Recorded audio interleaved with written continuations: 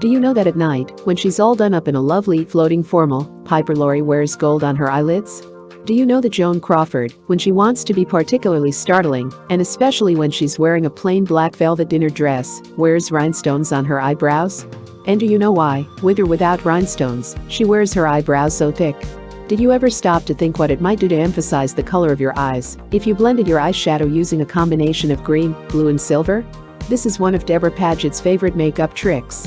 Do you know why, though Marilyn Monroe is the first to admit that she bleaches her hair, she keeps her eyebrows a dark brown? Or why Debbie Reynolds sees to it that the space between her eyebrows exactly matches the length of one eye? Or why Joan Evans never goes to sleep at night before she has put oil on her long lashes? The reasons are simple: to make the most of their eyes. And every one of these little tricks can help you make your eyes the most beautiful in any gathering. Whether your eyes are naturally too small, too colorless, or too dull, they can be adorned to look like the most exquisite in the world. It's all a matter of the right eyebrow pencils, correctly used, the right eyeshadows, ditto, mascara, ditto, a color sense and imagination. Ask any makeup man in Hollywood, and he'll tell you that the eyes chalk up 40% of the beauty of your face, with the mouth registering 30% and the nose another 30%. Though there's not a lot you can do about the mouth and much less about the nose, there's almost no limit to how striking you can make your eyes. Hollywood is so all gone on the subject that in Beverly Hills there is actually a shop devoted entirely to eye makeup. It's run by eye expert Aida Gray, who custom tailors for the glamour girls, shadows concocted of 2, 3 or even more tones, mascaras ranging from black through deepest brown to blue, green, gray or gold, brushes of the proper textures, pencils of the proper shades. It was Miss Gray who originally persuaded the girls to put their eyeshadow on, not horizontally, but diagonally, up from the inside corner of the eye to just under the brow. Try it yourself, sometime. You'll be delighted with the exciting new effect. As Debra Paget says, most girls don't experiment with their makeup, particularly with their eye makeup, nearly enough.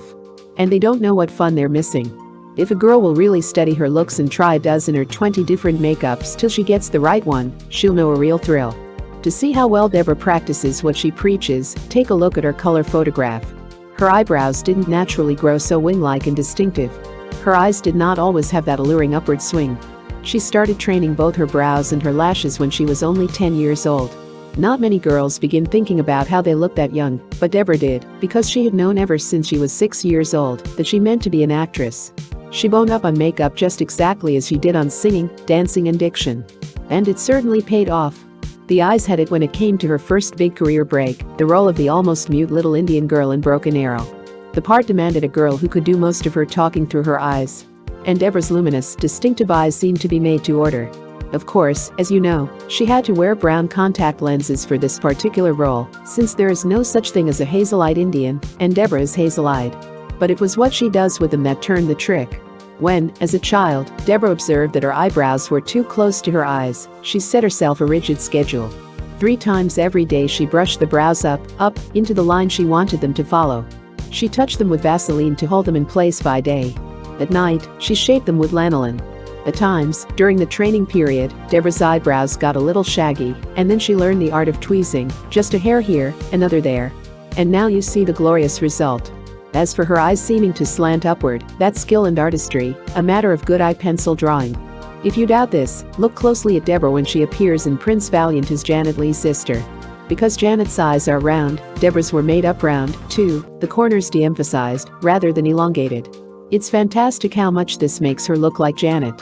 But right now, she's playing a princess of the Nile, in the movie by that name, and she boned up on Egyptian art before she started to experiment with her makeup. Result is, her eyes are perfect Egyptian, tilted, long, exotically alluring. The method Debra used to raise her brows years ago is one which every Hollywood star knows, and one with which you can easily do some eyebrow raising of your own. The means by which Debbie Reynolds separated the space between her brows is even easier. Just tweezers. The space between your brows should be alabaster smooth and about the length of one eye. If that space is too great, you'll look startled. If it's too small, you'll seem to squint. The proper proportion is easy to achieve. Just pluck a few hairs out, or draw a few in, as the case may demand. The actual drawing of the eyebrow line does take practice and a sharp point on the pencil. But to begin with, are you sure you're using the right color? Eyebrow pencils cost very little and pay you dividends 1,000 times over. So why not experiment a bit with shades? And with ways of applying your pencil? Have a look at the lines the stars wear, and then adapt them to your own facial structure and to your age. You'll find a fairly heavy brow is effective if you are mature. That's the reason for Joan Crawford's. There's a beauty who knows every trick in the book, and you know how ravishing she always looks, with those strong brows of hers dominating that gallant face. When she dips a few rhinestones into liquid adhesive and dots them along those brows, the result is wildly glamorous. If you have red hair, either real or acquired at the beauty parlor, don't bleach your brows to the same shade. Your brows are intended to draw attention down to the eyes, not up toward the hair. How much of her naturally exquisite beauty Arlene Dahl loses by matching her brows to her hair, there's no telling, but smart Missy Monroe wears quite dark brows to let you concentrate on those glistening orbs of hers. Once you've mastered the ideal eyebrow shape, then you shape your eyes and color them by the way you shadow your lids and mascara your lashes. You've probably tried black and brown mascara, but have you ever experimented with blue and gold and blue gray and green, or a combination of all of them? And have you thought about conditioning your lashes by daily care so that they're supple and can take effective advantage of your mascara tricks? Joan Evans uses oil on her lashes at night to keep the ends of them soft and gleaming. She puts a little of the oil on the skin around her eyes, too, to soften it, and, by day or candlelight, to give it alluring glisten. Piper Laurie worked out her gold evening eyeshadow by mixing various eyeshadow pastes, and with her Carrot Top it is tremendously effective. Make up a color for yourself. Naturally, you can't wear a very startling color during the day, but at night you may go as far as you like, or as your date likes. But heed this fundamental Hollywood rule. Eyeshadow should seem to begin nowhere and end nowhere. It should simply fade off. The trick is a matter of subtle blending. Practice will soon show you the most effective method. To color your eyes, you work both with eyeshadow and mascara. Our mothers used to feel wildly fashionable when they matched a blue dress to blue eyes, or a brown velvet to brown ones. But Hollywood girls are more subtly color conscious than that, as you can be. Subtle green eyeshadow, subtle green mascara can make brown eyes startling. Lavender shadows above blue eyes will give you that striking Liz Taylor effect. But any lines you draw around your eyes, even below them, should always end by going up. Lines going down are aging. You will have put on all your other makeup before you do your eyes, because you don't want any powder over eye makeup, except possibly over your brows. If you powder your eyebrow line lightly after drawing it, and then brush the excess powder off, it will stick, just as your lipstick does when you powder over that. But put your mascara on at the very last moment, when your eyeshadow is all exquisitely blended, your nose all powdered, your lipstick flawless. And to be sure that your eyes look mysterious if it's night, or clear and sparkling if it's day, examine your makeup by light as nearly like that which you are to be under later as you can possibly manage.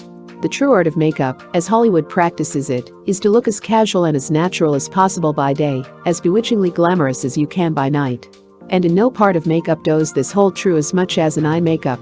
Besides, to make a beauty of yourself is more fun than anything. Except romance, of course. And that, as night follows day, comes next. Photoplay magazine, March 1954.